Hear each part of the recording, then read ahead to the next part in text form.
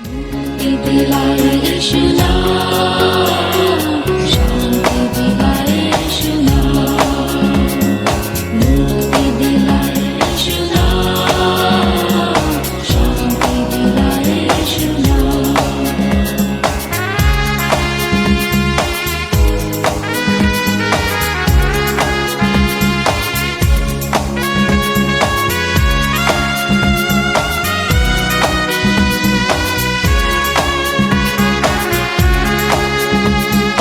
चरणी में तूने जन्म लिया यीशु, चरणी में तूने जन्म लिया यीशु, क्रूस पे हुआ बलिदान, क्रूस पे हुआ बलिदान। मुक्ति दिलाए कृष्णा, शांति दिलाए कृष्णा, मुक्ति दिलाए कृष्णा, शांति दिलाए कृष्णा।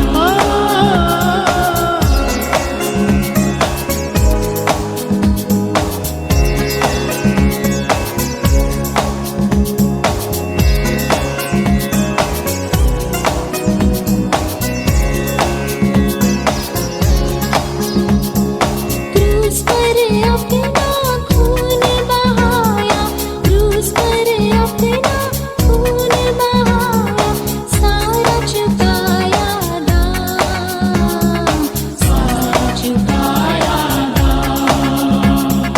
मुक्ति दिलाए कृष्णा, शांति दिलाए कृष्णा, मुक्ति दिलाए कृष्णा, शांति दिलाए कृष्णा।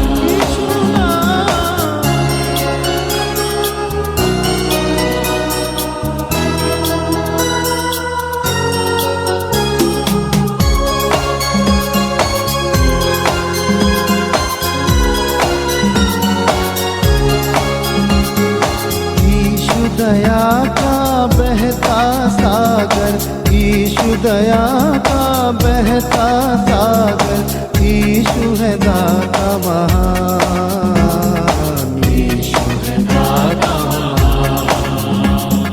मुक्ति दिलाए कृष्णा, शांति दिलाए कृष्णा, मुक्ति दिलाए कृष्णा, शांति दिलाए कृष्णा।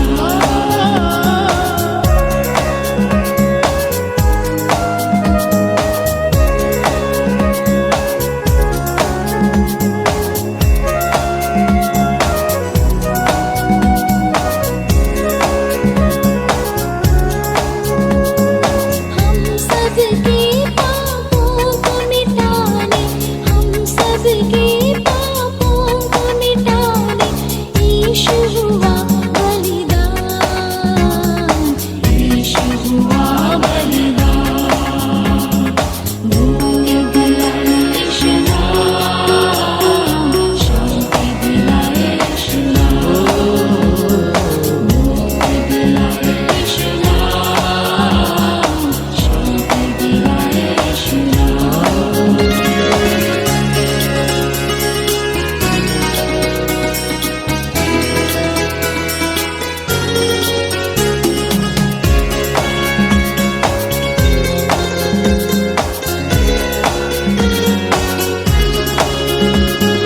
हम पर भी यीशु कृपा करना, हम पर भी यीशु कृपा करना, हम हैं पापी नादान, हम हैं पापी नादान।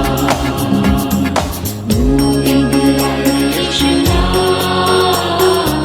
शांति दिलाए कृष्णा, मुक्ति दिलाए कृष्णा, शांति दिलाए कृष्णा, मुक्ति दिलाए कृष्णा, शांति दिलाए कृष्णा।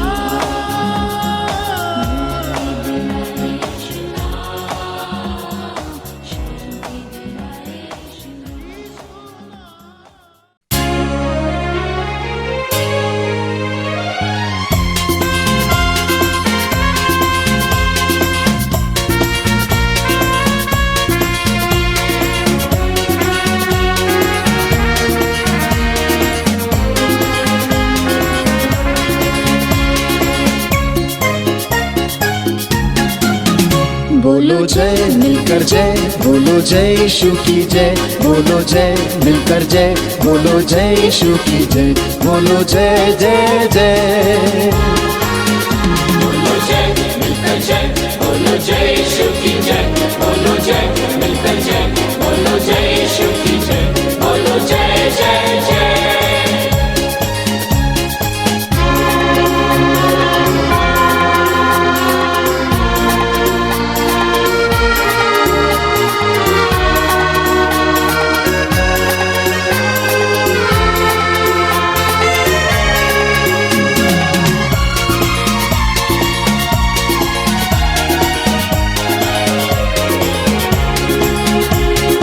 प्रेम की तेरी यही रीत, मन में भर दे अपनी प्रीत।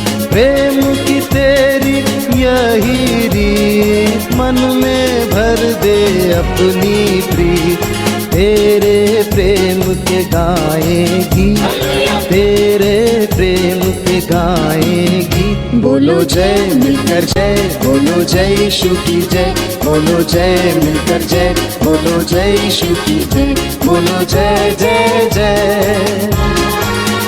बोलो जय मिलकर जय, बोलो जय यीशु की जय, बोलो जय मिलकर जय, बोलो जय यीशु की जय, बोलो जय जय जय।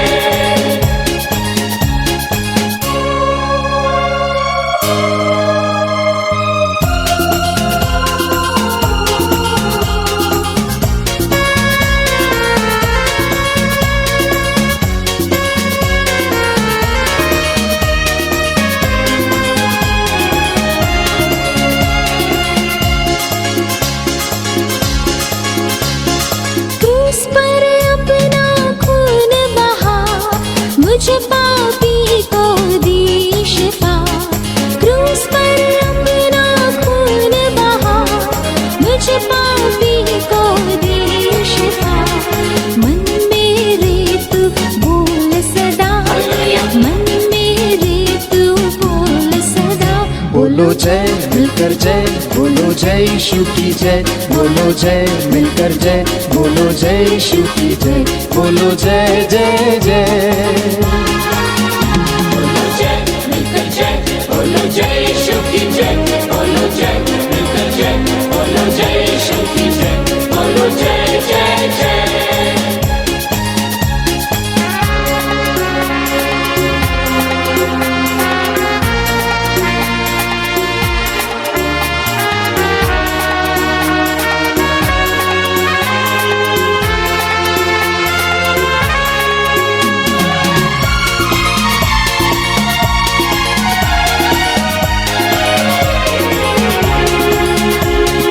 तेरी कुदरत की यह शान, खुद ही दाता खुद ही दान।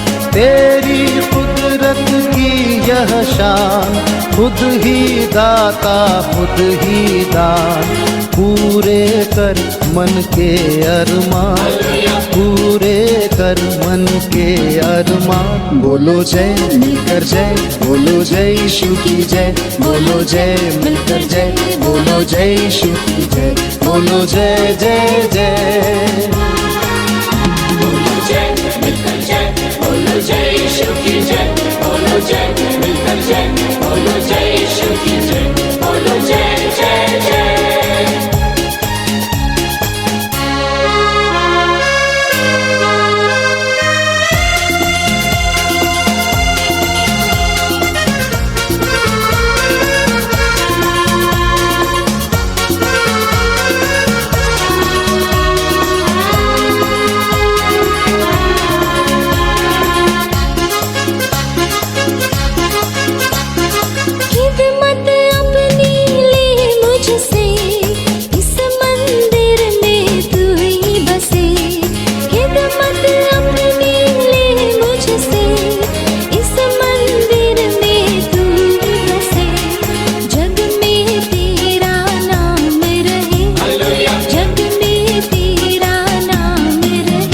बोलो जय मिलकर जय, बोलो जय यीशु की जय, बोलो जय मिलकर जय, बोलो जय यीशु की जय, बोलो जय जय जय।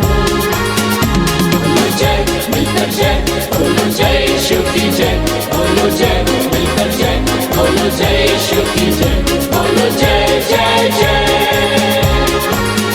बोलो जय जय जय। बोलो जय जय जय।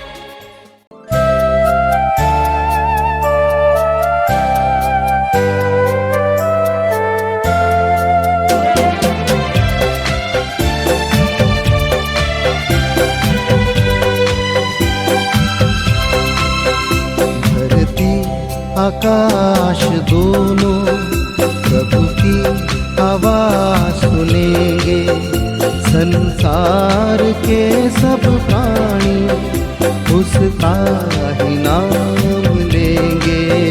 धरती आकाश दोनों प्रभु की आवाज सुनेंगे, संसार के सब प्राणी उसका ही नाम लेंगे। धरती आकाश दोनों।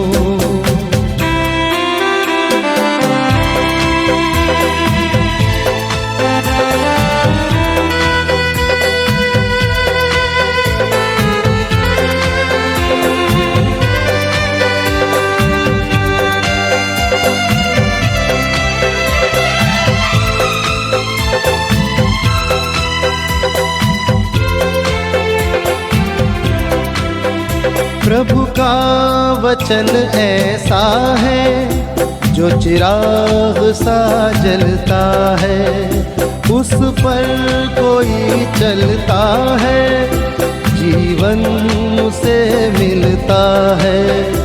उसके नियम को जो माने वो कभी भी ना भटकेंगे। संसार के सब प्राणी उसका ही नाम लेंगे। धरती आकाश दोनों।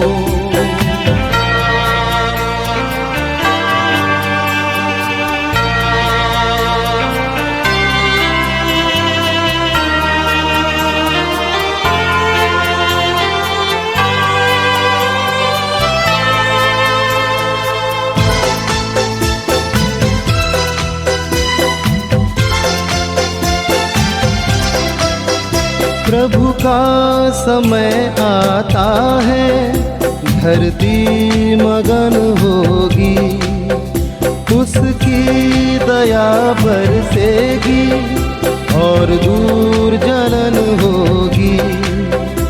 उसके वचन की महिमा और शक्ति हम देखेंगे।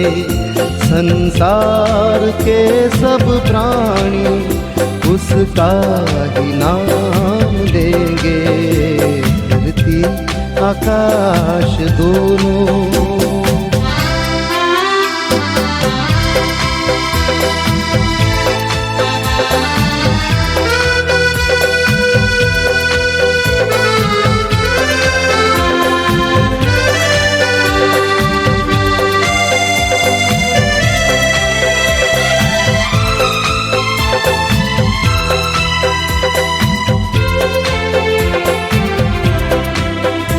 आंखें उठा कर देखो, प्रभु का दिन आएगा।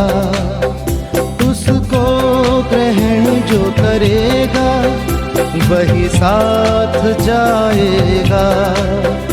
जिसने प्रभु को न माना वो एक दिन रोएगा।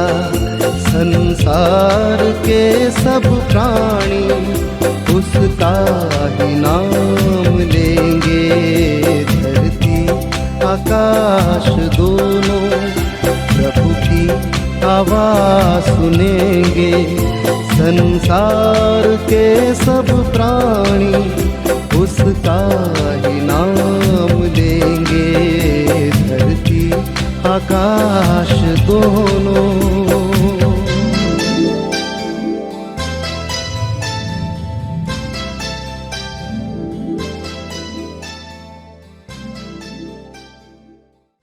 यहोवा का धन्यवाद करना भला है। हे परम प्रधान, तेरे नाम का भजन गाना प्रातःकाल को तेरी करुणा और प्रति रात तेरे सच्चाई का प्रचार करना। 10 तार वाले बाजे और सारंगी पर और वीणा पर गंभीर स्वर से गाना भला है, क्योंकि हे यहोवा, तूने मुझको अपने काम से आनंदित किया है और मैं तेरे हाथों के कामों के कारण जय जयकार करूंगा। आइए प्यारे दोस्तों, इस समय हम परमेश्वर के निकट होंगे, परमेश्वर के पास जाएंगे और आज के आराधना के लिए मैं आप सभी को स्वागत करता हूं। प्रभु यीशु मसीह के मधुर नाम से नमस्कार भी करता हूं कि परमेश्वर आपको आज की आराधना में बहुत ऐसे आशीष दे और आज की आराधना के द्वारा परमेश्वर की इच्छा को आप समझ सके। अपनी आंखें बंद करें और हम प्रार्थना में जाएं। प्रार्थना करेंगे। दयालु पिता परमेश्वर प्रभु यीशु मसीह, हम तुझे धन्यवाद देते हैं, तेरी महिमा तेरे प्रशंसा करते हैं आज के दिन के लिए जो हम सभी को प्रभु तूने अनुग्रह किया, दया किया है इस सोशल मीडिया के द्वारा तेरे पास होने के लिए। प्रभु यीशु मसीह, यद्यपि हम घर घर में हैं, प्रभु तेरे वचन हमारे पास पहुंच रहे हैं, तेरी स्तुति आराधना हमारे पास पहुंच रही है। प्रभु यीशु में तेरे दास गुणों के द्वारा तेरे मधुर वाणी, तेरे रहस्यमय वचन को सुनाया जा रहा है। प्रभु यीशु मसीह, यद्यपि सारे संसार में, भारतवर्ष के कलीसिया में लॉकडाउन है, फिर भी प्रभु हम तुझे धन्यवाद देते हैं, तेरा वचन सारे संसार के लिए खुल गई है। प्रभु यीशु मसीह, आज के आराधना के लिए हम तुझे धन्यवाद देते हैं जो हम सभी को प्रभु तूने अनुग्रह किया है। आज की आराधना की शुरू से लेकर अंत तक की सारी सेवाओं को हम तेरे हाथ में सौंपते हैं। पिता आशीष दे। हम प्रार्थना करते हैं हमारे कलीसिया के पूरे परिवार जो इस समय यूट्यूब चैनल के द्वारा तेरे सम्मुख हो चुके हैं, हर एक को तू आशीर्वाद करना और हमारे कलीसिया के बाहर कलीसिया के भाई और बहन भी जो इस समय अपने समय को दिए हैं, उनको, उनके परिवार को आशीष देना। उसके साथ ही साथ हमारी यही प्रार्थना है, अगर कोई अन्य जाति के भाई या बहन इस समय तेरे चैनल को देख रहे हैं, तेरे संदेश को सुनने के लिए तैयार है, उन सभी को भी तो बहुत ऐसे आशीर्वाद कर। मेरे स्वर्गीय पिता, धन्यवाद करते पिता हमारे कलीसिया के लिए, जो कलीसिया के कमेटी, कलीसिया के अन्य संस्था भी प्रभु इस कार्य के लिए प्रार्थनारत है, उन सभी को भी तू बहुत ऐसे आशीर्वाद करना। हमारे कलीसिया के परिवार के लोग जो बाहर में रहते हैं, उन सभी को भी तेरे हाथ में सौंपते हैं। प्रभु उन सभी को तू आशीष दे जो इस समय यूट्यूब चैनल के द्वारा तेरे सेवा के लिए बैठे हुए हैं।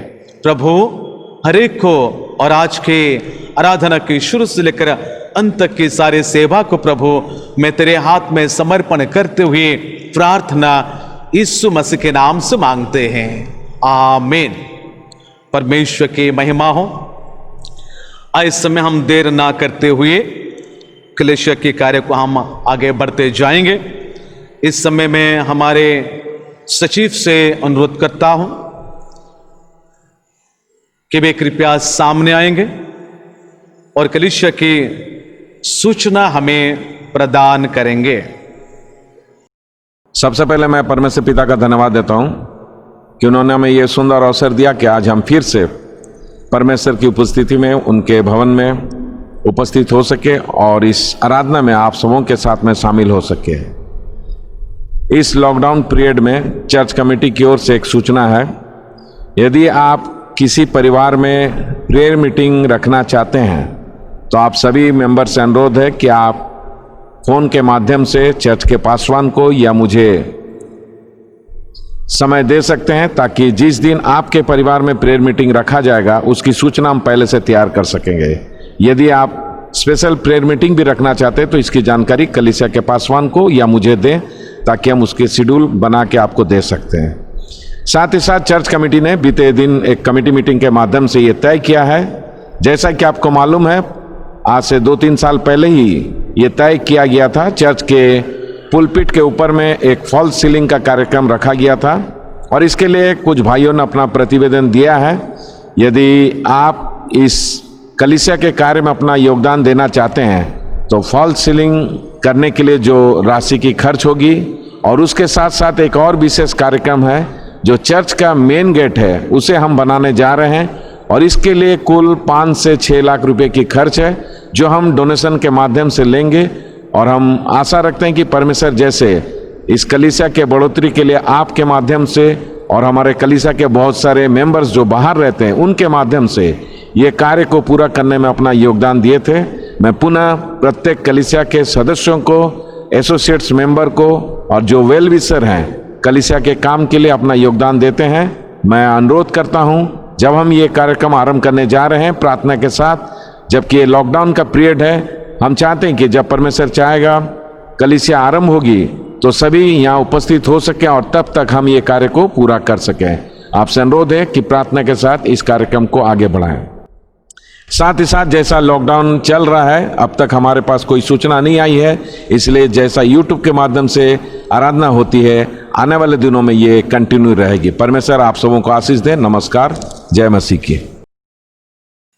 मैं परमेश्वर को धन्यवाद देता हूं और हमारे सचिव भाई सामल महापात्र को भी हम धन्यवाद देते हैं इन सारे सूचनाओं के लिए, जो आपको कलीसिया को आगे बढ़ाने के लिए, आगे ले जाने के लिए सूचना दी है। उस सूचना के अनुसार हम आगे बढ़ते जाएं। इस समय हम परमेश्वर के वचन की ओर जाने से पहले अपने तन मन प्राण को परमेश्वर को दे, अपने जीवन को परमेश्वर को दे। मैं हमारे उन जवानों से अनुरोध करता हूं जो इन दिनों में आप सभी को यूट्यूब चैनल के द्वारा स्तुति और आराधना में अगुवाई करते जा रहे हैं, उन सारे हमारे जवान बच्चों से मैं अनुरोध करता हूं, हमारे क्वायर से अनुरोध करता हूं कि वे कृपया सामने होंगे और परमेश्वर की स्तुति आराधना में मंडली को, यानी आप जो घर घर में है, आप सभी को अगुवाई करेंगे।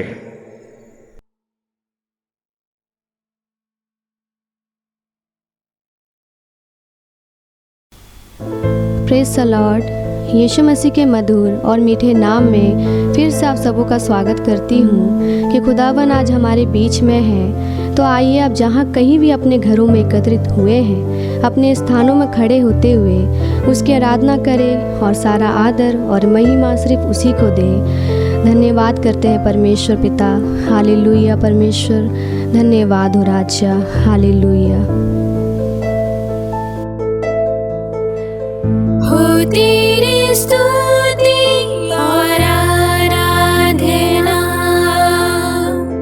करता हूँ मैं तुझसे प्रार्थना। महिमा से तेरी तू इस जगह को भर,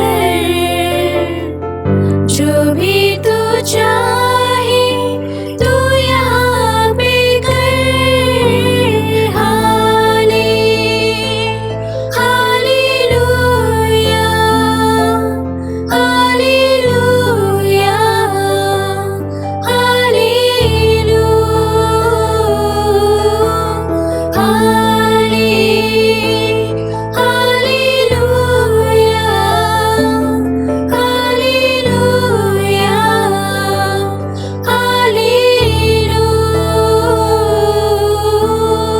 हालेलुया परमेश्वर पिता, धन्यवाद करते मेरे राजा, क्योंकि आप ही ने कहा है मेरे खुदावन यीशु कि आप ही एकमात्र छुटकारा देने वाला प्रभु है। क्योंकि वचन में कहता है मेरे राजा कि निश्चय भलाई और करुणा जीवन भर मेरे साथ साथ बनी रहेगी और मैं यहोवा के धाम में सर्वदा वास करूँगा। हाँ पिता परमेश्वर प्रभु जी, आज हम एकत्रित हुए राजा क्योंकि आपकी इच्छा थी परमेश्वर पिता। धन्यवाद हो राजा। हालेलुया। करुणा से तेरी नया दिन दिखाता है, ढाल बनकर मेरे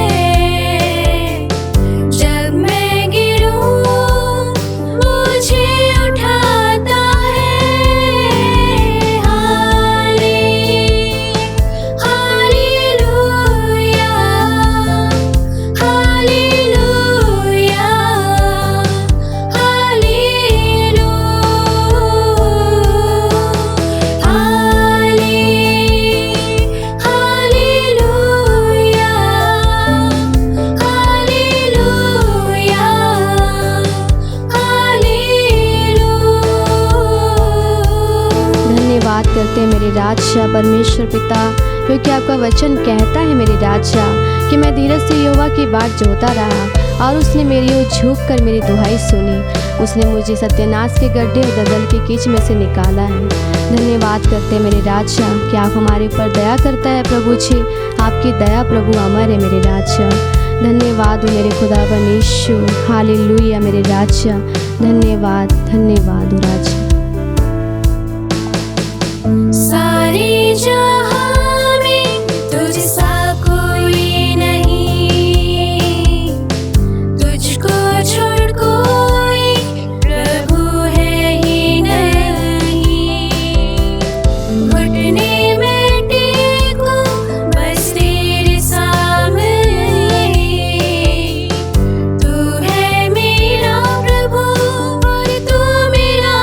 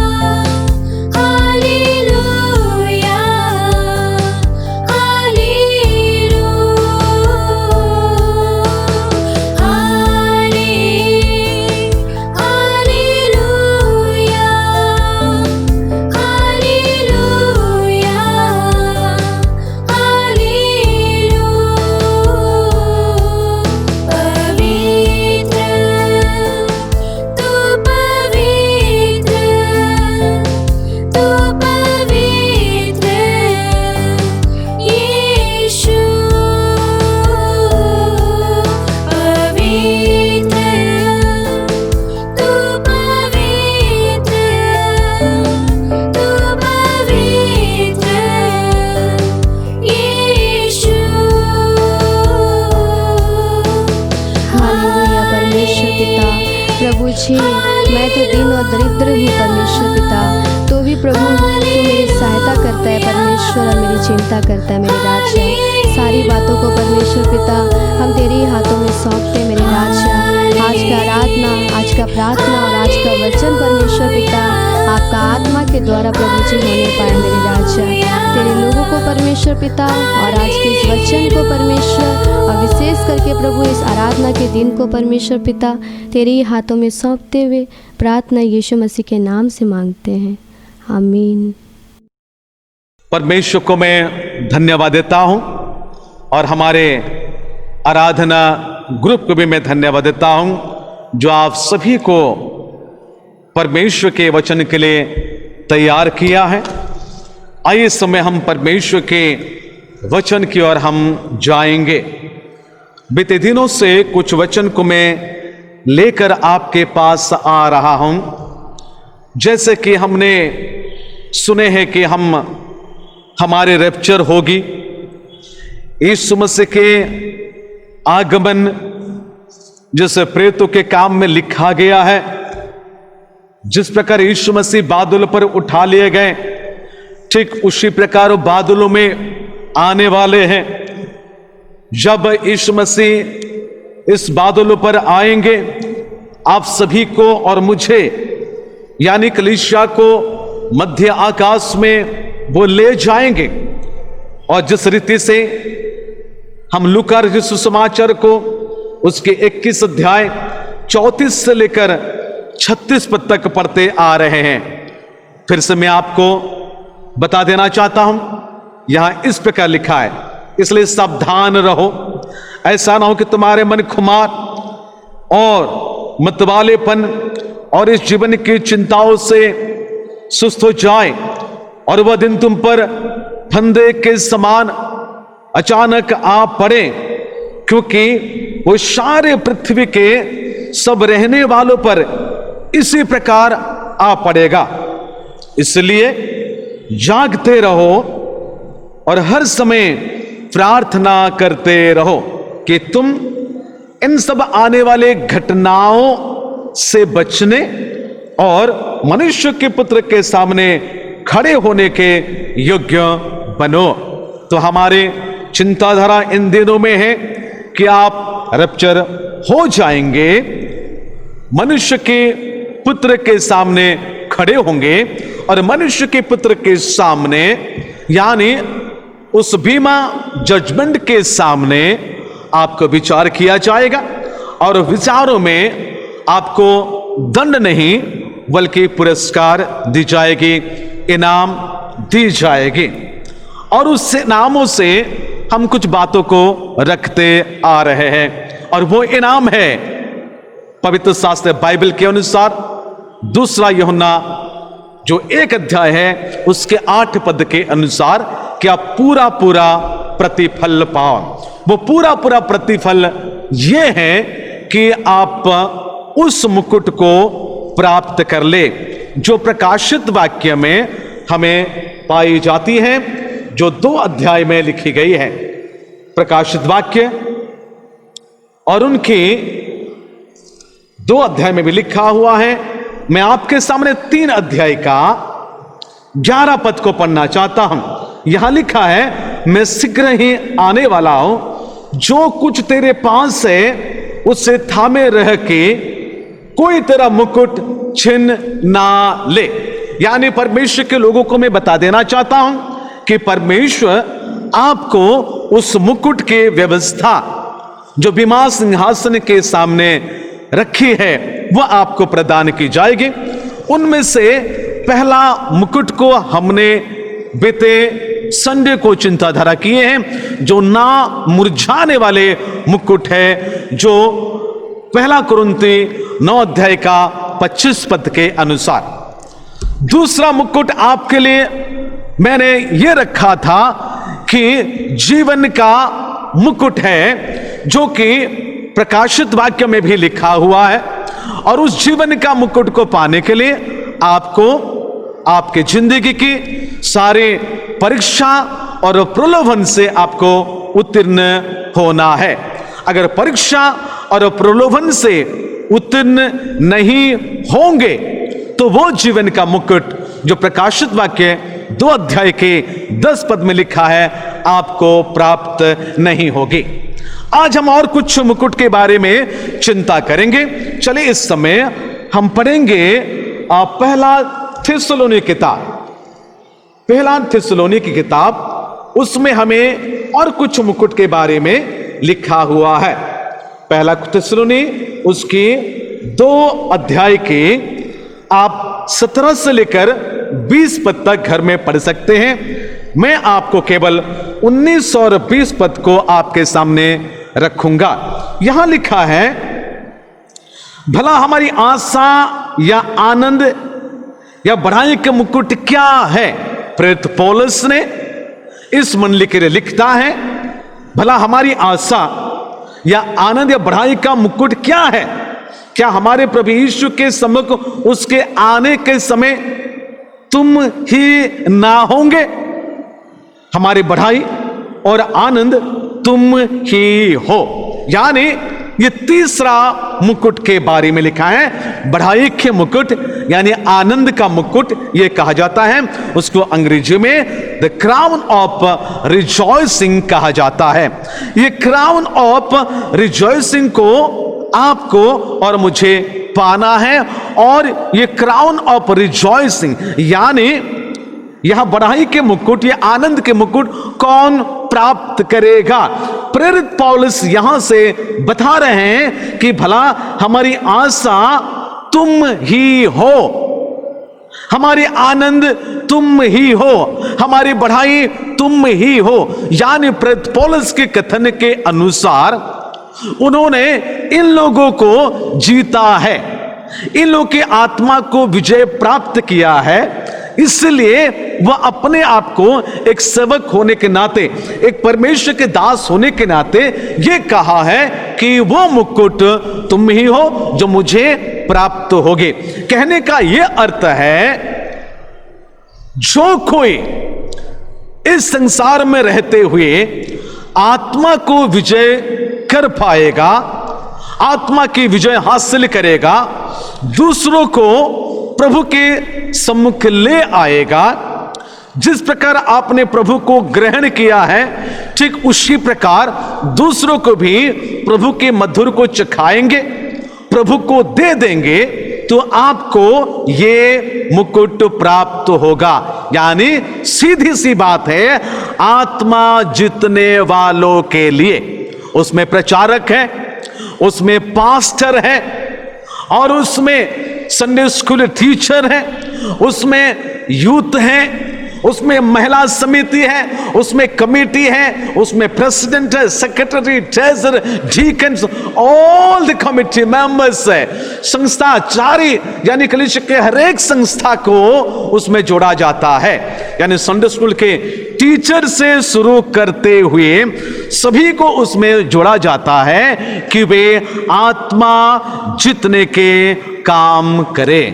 प्यारे दोस्तों, संसार में हजारों की मात्रा से लोग इसी प्रकार सेवा करते आ रहे हैं।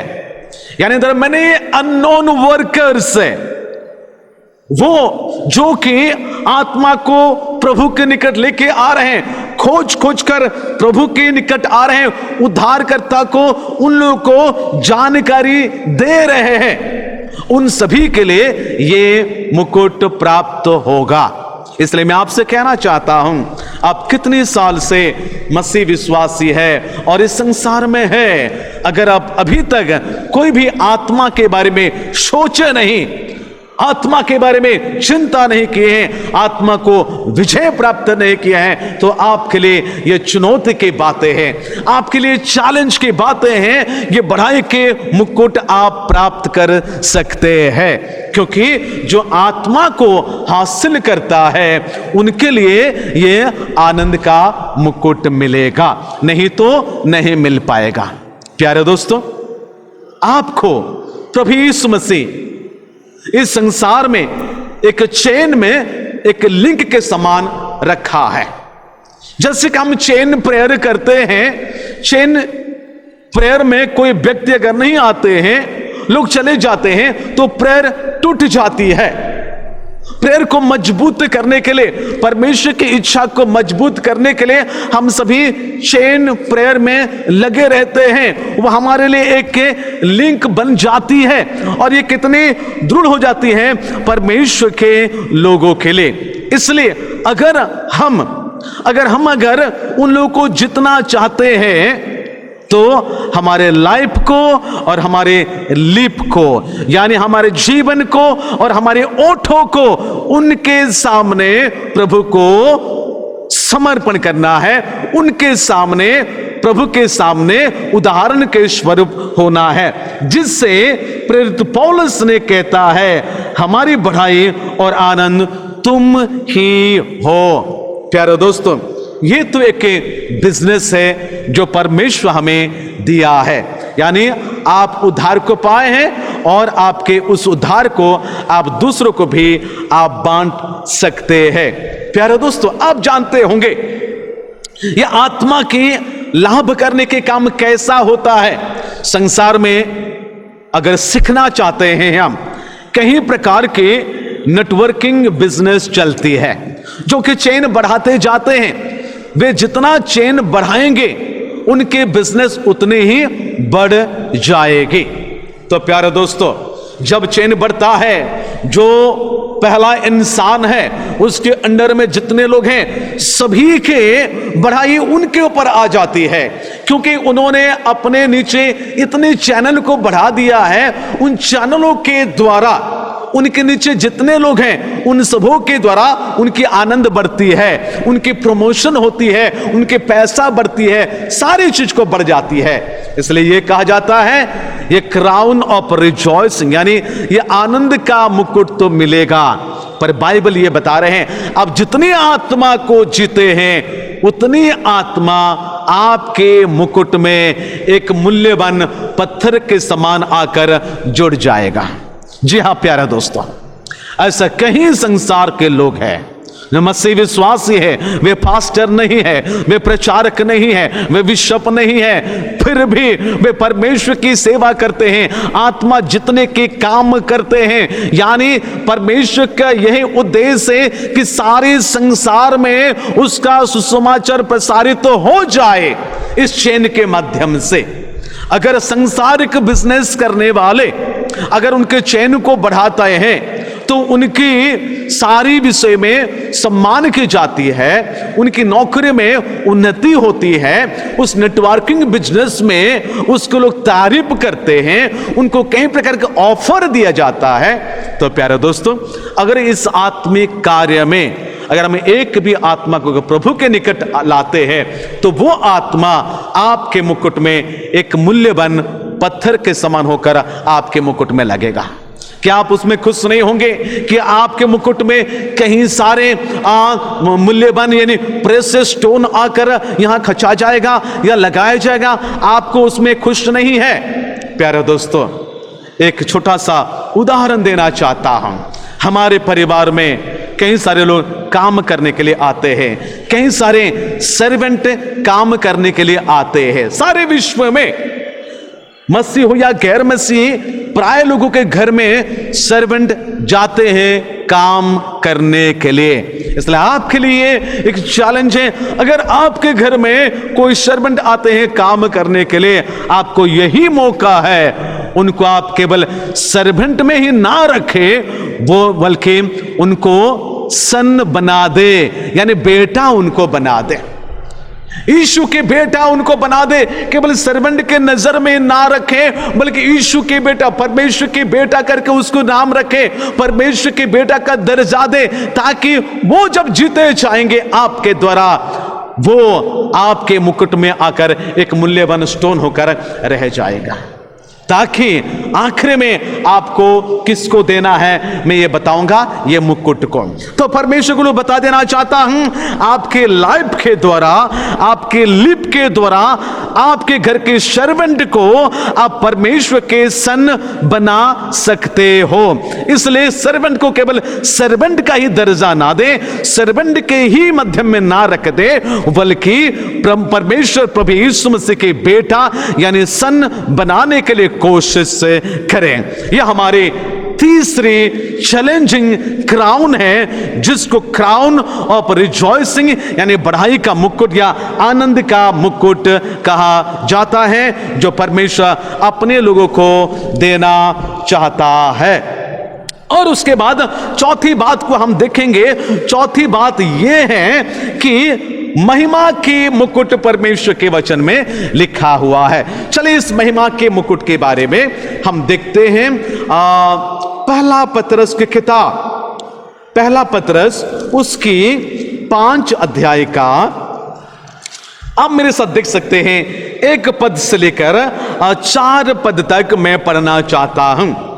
पहला पतरस उसकी 5 अध्याय का 1 पद से लेकर 4 पद तक यहां इस प्रकार लिखा है, तुम्हें जो प्राचीन है मैं उनके समान प्राचीन और मसीह के दुखों का गवाह और प्रकट होने वाले महिमा में सहभागी होकर उन्हें यह समझाता हूं कि परमेश्वर के उस झुंड की जो तुम्हारे बीच में है रखवाली करो, और ये दबाव से नहीं परंतु परमेश्वर की इच्छा के अनुसार आनंद से और निज कमाई के लिए नहीं पर मन लगाकर जो लोग तुम्हें सौंपे गए उन पर अधिकार ना जताओ, वरन झुंड के लिए आदर्श बनो। और उसके बाद क्या लिखा है, 4 पद सुनिएगा। यहां इस प्रकार लिखा है, जब प्रधान रखवाला प्रकट होगा तो तुम्हें महिमा का मुकुट दिया जाएगा जो मुरझाने का नहीं। प्यारे दोस्तों, और एक मुकुट की बातें, यानी चौथे मुकुट ये है, वो एक मुकुट है जो महिमा के मुकुट आपको और मुझे प्रदान करेंगे बीमा सिंहासन के सामने। तो ये महिमा के मुकुट को कौन प्राप्त करेगा? किस कैटेगरी के मसीह विश्वासी उसको प्राप्त करेगा?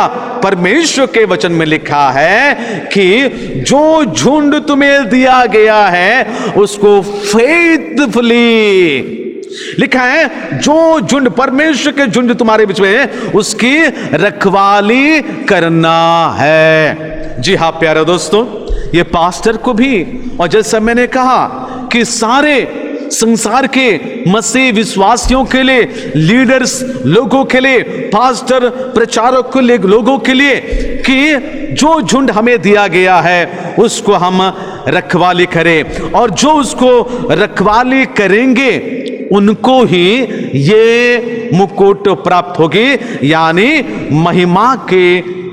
महिमा के मुकुट जो मुरझाने का नहीं।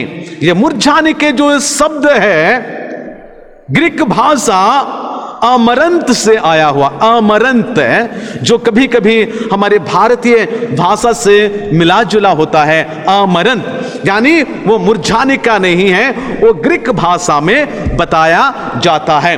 तो ऐसा एक मुकुट आपको प्राप्त होगे।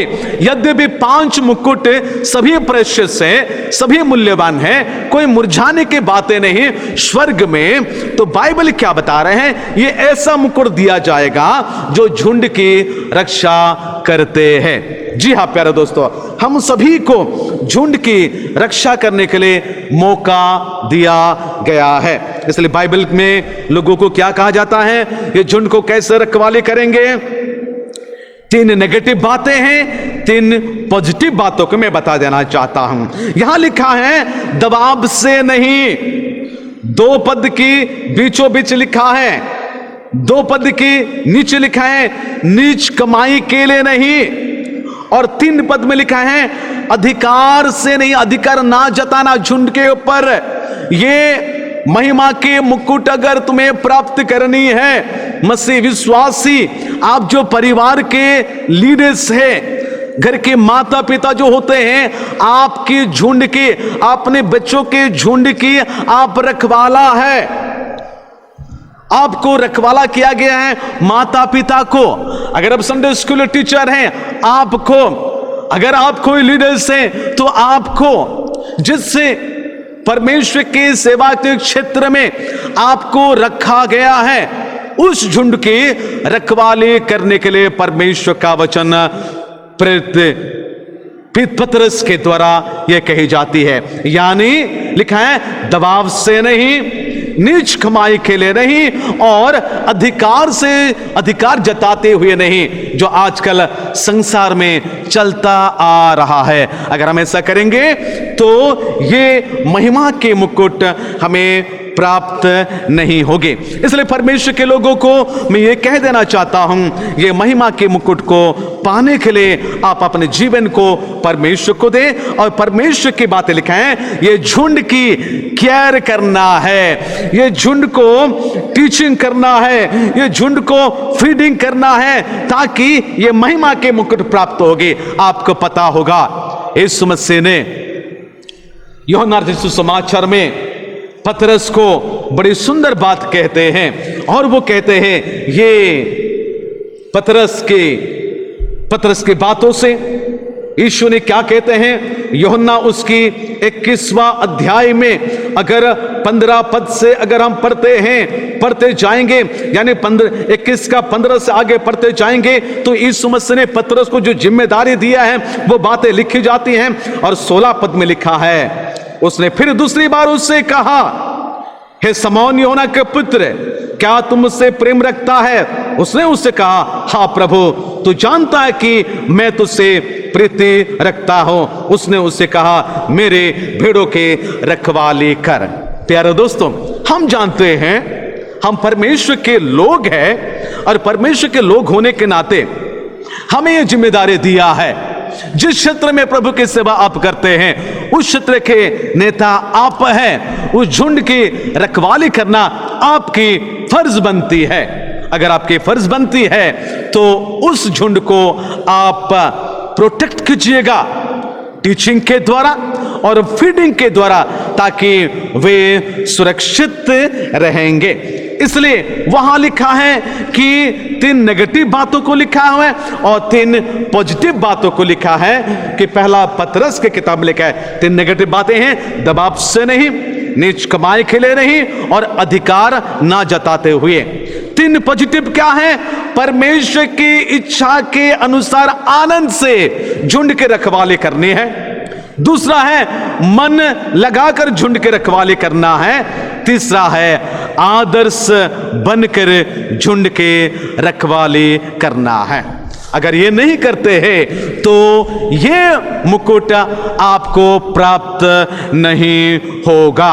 इसलिए जो जिस विभाग में है, जो झुंड आपको दिया गया है, फेथफुली उसको फीडिंग करने के लिए, टीचिंग करने के लिए, प्रोटेक्ट करने के लिए कोशिश करें। चाहे आपके घर का मालिक आप हो, जो झुंड बच्चों को आपको दिया गया है, आप उसके रखवाली करें, तो परमेश्वर आपको आशीष देंगे और अनुग्रह करेंगे। पांचवी बात अल्प समय कहकर मैं समाप्त करना चाहता हूं। जो पांचवी क्राउन है, द क्राउन ऑफ राइचियसनेस कहा जाता है, यानी वो धर्म का मुकुट है जो तिमोथी के किताब में लिखता है। उसके 4 अध्याय का 7-6 पद से लेकर 8 पद तक आप घर में पढ़िएगा। मैं केवल 8 पद आपके सामने रखना चाहता हूं। दूसरा तिमोथी 4 अध्याय का 8 पद में लिखा है, भविष्य में मेरे लिए धर्म का वो मुकुट रखा हुआ है जिससे प्रभु जो धर्मी और न्यायी है मुझे उस दिन देगा, और मुझे नहीं वरन उन सबों को भी जो उसके प्रकट होने को प्रिय जानते हैं। परमेश्वर के वचन के अनुसार जो उनके आने के प्रिय जानते हैं, यीशु मसीह आ रहे हैं, अगर आप प्यार से इंतजार करेंगे तो ये धर्म का मुकुट आपको प्राप्त होगा। यीशु मसीह के आगमन को अगर आप केयरलेस करेंगे तो ये धर्म का मुकुट आपको नहीं मिलेगा। इसलिए प्यारे दोस्तों, परमेश्वर का वचन में आपको ये लिखी जाती है, ये आखिरी मुकुट है, द क्राउन ऑफ राइचियसनेस, ये धर्म का मुकुट जो उसकी आने के बाट को प्रिय जानते हैं, उन सभी के लिए। क्या उनके आगमन के लिए आप तैयार हैं? यानी वो बादल पर आने वाला है, उसके लिए आपको तैयार होना है। अगर उसके लिए अगर आप तैयार नहीं होंगे तो आपके घर में जो तैयार हुए वे स्वर्ग चले जाएंगे, उनको उठा लिया जाएगा, आपको छोड़ दिया जाएगा। याद रखें, अगर आपको छोड़ दिया जाएगा तो 7 साल के क्लेश और महाक्लेश में आप चले जाएंगे और आपकी अवस्था बहुत ही खराब होगा। इसलिए इन दिनों में परमेश्वर के दासों को अगर प्रचार करते हैं आप लोग के मन को परिवर्तन करने के लिए, यही समय है हमें परमेश्वर के निकट हो जाना। प्यारे दोस्तों, सारे संसार में ये कोरोना वायरस ग्रसित हो रहा है, संक्रमित हो रहा है। क्या आप तैयार नहीं होंगे? अगर हम इन 5 क्राउन से अपने जीवन को नहीं देंगे, इस 5 क्राउन को पाने के लिए उसके बाद कोई इंतजार अगर नहीं करेंगे तो प्यारे दोस्तों आपको उठा लिए नहीं जाएंगे। अगर आप पक्के विश्वास से तो इस 5 कामों के द्वारा आपको 5 मुकुट मिल जाएगा।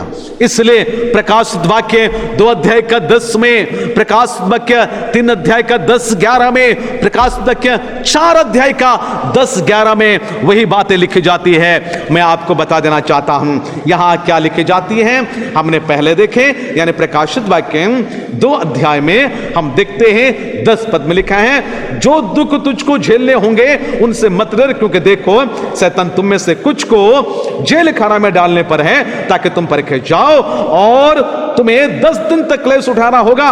प्राण देने तक का विश्वासी रह तो मैं तुझे जीवन का वो मुकुट दूंगा। और उसके बाद 3 अध्याय का 11 पद में, 10 और 11 पद को मैं पढ़ना चाहता हूं। मैं शीघ्र आने वाला हूं, जो तेरे पास है उससे थामे रहे कि कोई तेरे मुकुट छीन ना ले।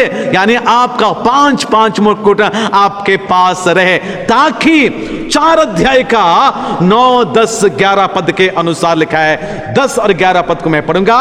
24 प्राचीन सिंहासन पर बैठने वाले के सामने गिर पड़ेंगे और उससे जो युगानुग जीविता है प्रणाम करेंगे और वे अपने अपने मुकुट सिंहासन के सामने ये कहते हुए डाल देंगे, हे हमारे प्रभु और परमेश्वर, तू ही महिमा और आदर और सामर्थ्य के योग्य है, क्योंकि तू ही ने सब वस्तुएं सृजी और वे तेरी ही इच्छा से थी और सृजी गई है। कहने का अर्थ है, ये लिखा है, ये 24 प्राचीन सिंहासन के सामने, उस मेमने के सामने ये मुकुट को रख देंगे, अपने अपने मुकुट को उनके चरणों में रख देंगे, क्योंकि परमेश्वर के सामने कोई बड़ा नहीं होंगे, इसलिए भी अपने अपने मुकुट को वहां रख देंगे। प्यारे दोस्तों, अगर आपके पास मुकुट नहीं है तो उस दिन में आप क्या रखोगे? अगर आपके पास अगर मुकुट नहीं है, उस दिन आप क्या दोगे परमेश्वर को? इसलिए ये 5 कैटेगरी के काम कीजिएगा और 5 मुकुट को प्राप्त कीजिएगा। पहला मुकुट, अगर ना मुरझाने वाले मुकुट अगर पाना चाहते हैं तो आपको डिसिप्लिन लाइफ को व्यतीत करना है। जीवन का मुकुट अगर पाना चाहते हैं तो लोभ और प्रलोभन से विजय को प्राप्त करना है। आनंद का मुकुट अगर पाना चाहते हैं, आत्मा को जीतना है। महिमा के मुकुट अगर पाना चाहते हैं, जो झुंड आपको मिला है उसका रखवाली करना है। और आखिर में अधर्म के मुकुट अगर पाना चाहते हैं तो उसके आने के बाट को प्रिय जानना है, प्यार से इंतजार करना है, ताकि ये 5 मुकुट आप प्राप्त करोगे और परमेश्वर की मेमना के सामने आप दे पाओगे, नहीं तो आपके पास कुछ ना रहेगा। मेरी ये प्रार्थना है आप सभी के पास ये मुकुट प्राप्त हो। उस प्राप्त करने के लिए आप सदा निरंतर जागते रहो, सावधान रहो, प्रार्थना करते रहो। तो आइए प्यारे दोस्तों, हम अपनी आंखें बंद करें। इससे पहले मैं आप सभी से अनुरोध करता हूं, आप सभी खड़े हो जाएं। हम सब खड़े हो जाएंगे, परमेश्वर के सामने हो जाएंगे और हम प्रार्थना में अल्प समय देंगे, प्रार्थना करेंगे। हमारे सर्वशक्तिमान जीवित परमेश्वर प्रभु यीशु मसीह, हम तुझे धन्यवाद देते हैं, तेरी महिमा और तेरी प्रशंसा, तेरी तारीफ करते हैं आज के दिन के लिए।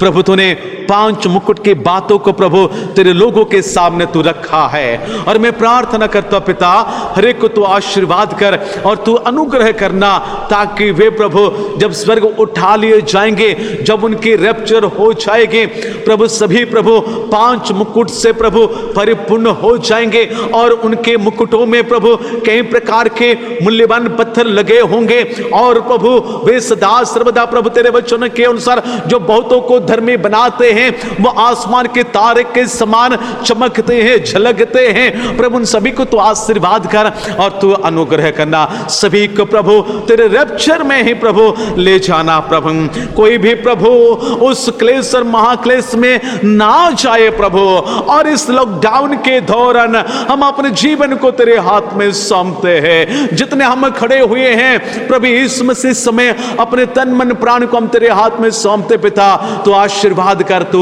अनुग्रह कर, हमारे परिवारों के संग होना, ताकि हमारे परिवार प्रभु उठा लिए जाए। यद्यपि तेरे वचन में लिखा है कि 2 जन आखट में होंगे, एक जन को लिया जाएगा, एक जन को छोड़ा जाएगा। प्रभु हम प्रार्थना करते हैं हमारे परिवार सभी प्रभु जाए। तेरे वचन में लिखा है कि 2 स्त्रियां चक्की पेस्ती होंगी, एक जन को लिया जाएगा, एक जन को छोड़ा जाएगा। प्रभु हम प्रार्थना करते हमारे परिवार प्रभु उठा लिए जाएंगे। तूने कहा है कि 2 मनुष्य खेत में काम कर रहे होंगे, एक जन को लिया जाएगा, एक जन को छोड़ दिया जाएगा। प्रभु हम विनती करते हैं, अपने पाप को मानते हैं, अपने अधर्म को मानते हैं प्रभु, हमारे पाप अधर्म को क्षमा कर, और तेरे उस आगमन में प्रभु जब तू बादल पर आएंगे प्रभु तो हमें उठा कर ले जाना। प्रभु यही तो तेरी इच्छा है कि मंडली को उठाकर ले जाने के लिए। प्रभु यीशु मसीह हमें समय अपने तन मन प्राण धन को प्रभु तेरे हाथ में सौंपते हैं। जब तक प्रभु ये सिलसिला हमारी जिंदगी में चले नहीं जाती हैं, तब तक प्रभु तेरे गहरी बातों को कहकर, तेरे गहरी बातों को जानकर अपने तन मन प्राण को हम समर्पण करते जाएंगे। हे प्रभु तेरे लोगों को तेरे उस पवित्र लहू से धोकर साफ कर देना। मैं प्रार्थना करता हूं कलीसिया के हर एक परिवार को, हर एक संस्था को तो आशीष देना। बीमार भाई और बहनों को प्रभु और जो बीतों दिनों में प्रभु उनकी ऑपरेशन हो चुकी है, आने वाले दिनों में ऑपरेशन होने वाली है, या जो कोई भी बीमार क्यों ना हो उनसे प्रभु तू छुटकारा दे देना। प्रभु कोरोना से प्रभु देश को बचाना, पृथ्वी को तू बचाना। प्रभु यीशु मसीह कहीं होने प्रयास कर रहे प्रभु वैक्सीन को निकलने के लिए हमारी यही प्रार्थना है, यथाशीघ्र वैक्सीन पृथ्वी में हो जाए ताकि लोग प्रभु बच जाएंगे। प्रभु यीशु मसीह हमारे कलीसिया की तो सुधे लेना, कलीसिया को तो बहुत ऐसे आशीर्वाद कर तू अनुग्रह करे। इन दिनों में कलीसिया के कमेटी भाइयों को तू आशीर्वाद करना, जिस हिसाब से वे काम कर रहे हैं आने वाले दिनों में और भी प्रभु तेरी इच्छा के अनुसार अच्छे रीति से काम करने के लिए तू सहायता करना। प्रभु यीशु मसीह सोशल मीडिया के द्वारा हमारे जवानों ने जो इस कार्य को कर रहे हैं प्रभु उन सभी को भी तू आशीर्वाद कर। मेरे ईश्वर के पिता, आज की उपासना के शुरू से लेकर अंत तक तू रहा है, इसलिए हम तुझे धन्यवाद देते हैं। पुनर्बार उपस्थित हर एक परिवार जो अपने अपने घरों में है प्रभु, उन सभी को, बाहर कलीसिया के भाई और बहनों को और अन्य जाति के लोग भी जो देख रहे हैं उन सभी को भी मैं तेरे हाथ में समर्पण करते हुए प्रार्थना यीशु मसीह के नाम से मांगते हैं, आमीन। इस समय हम सब मिलकर एक ईश्वर में हम प्रभु की प्रार्थना करें। हे हमारे पिता, तू जो स्वर्ग में है, तेरा नाम पवित्र माना जाए, तेरा राज्य आवे, तेरी इच्छा जैसे स्वर्ग में पूरी होती है वैसे पृथ्वी पर भी हो। हमारे दिन में रोटी आज हमें दे, और जिस प्रकार हमने अपना अपराध क्षमा किए हैं वैसे तू भी हमारे अपराधों को क्षमा कर। हमें परीक्षा में ना ला परंतु बुराई से बचा, क्योंकि राज्य, पराक्रम, महिमा सदा तेरी है, आमीन। ईश्वर पिता परमेश्वर का प्रेम, पुत्र प्रभु यीशु मसीह का अनुग्रह, पवित्र आत्मा की शांति, शक्ति और सहभागिता हम सबों के साथ, विश्वासी मंडली के साथ, हमारे प्यारे प्यारे मंडली के साथ सदा सर्वदा होती रहे, आमीन। प्रभु आप सभी को आशीष दे, अनुग्रह करे, दया करे। हम सभी मिलकर प्रार्थना करें ताकि यथाशीघ्र हम गिरजा के भवन में होकर परमेश्वर स्तुति आराधना करेंगे। परमेश्वर आप सभी को आशीष दे। सभी को नमस्कार।